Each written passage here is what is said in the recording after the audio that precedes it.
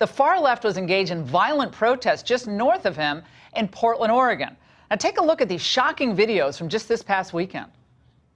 Don't touch me. Stop touching me. Get out of my walkway. I'm trying to walk. Go ahead. How about you get the out of here, Andy? I won't be. You should be ashamed of yourself. Why should I be ashamed of myself? Because you're an Asian given into white supremacy, mother. You're a little anti-Islamic fascist. Get the in your cage. I'm good, man. It's all good. Hey, it's all good. Let her do it. Yes! Hey, hey. It's all good. The man who shot those wild scenes, Andy No, will join us next. Stay there. 2nd Avenue are closed. Back into Chapman Square or any other place that is not closed.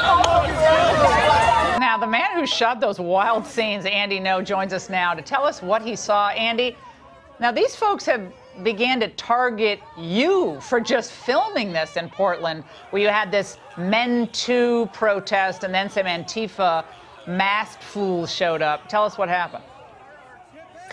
Yes, so on Saturday, hundreds of people affiliated with Antifa and other far-left movements descended on downtown Portland to protest an event that was meant to bring attention to men who have been falsely accused of sex crimes. Now, for your viewers, you might be wondering why an event like that would garner such a vicious backlash in Portland. But to set the context, Portland is a progressive monoculture here, and the resistance is mainstream. The so-called resistance is mainstream. And so it's used as a rallying cry, and people actually think that they are in a cosmic battle with so-called fascists, hence they adopt the name Antifa.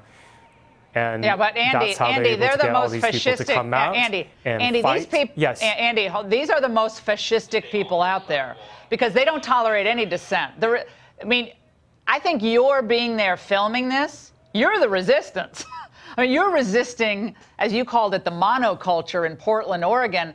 And when they were descending upon you, did the police step in to kind of separate people? Were you there by yourself?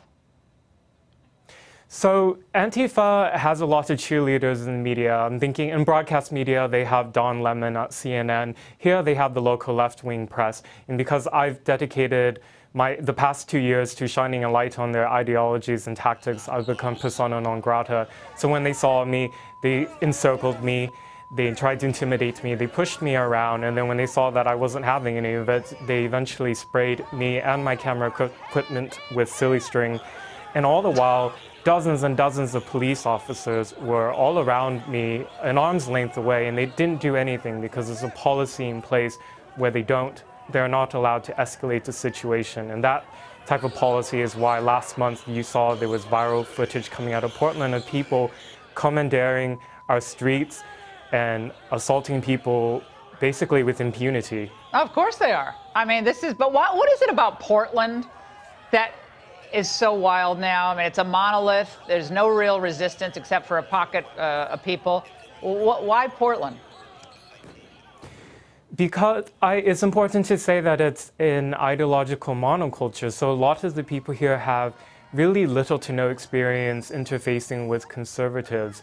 So when they hear that somebody is putting on an event and that person happens to be pro-Donald Trump, in their eyes, in their ears, they're hearing that it's a fascist event. Yeah, so that's Hitler, why they come out with weapons, with bottles of urines, with sticks, with bear mace, ready to fight because they really think that they're in a cosmic battle on the streets. No, because they're up against Hitler, Stalin, Pol Pot, the KKK, all wrapped into one. And one moment it's Trump, the next moment it's you for filming this, and it's craziness. It's got to stop. Andy, stay safe out there. Thank you for joining us tonight. And I want to turn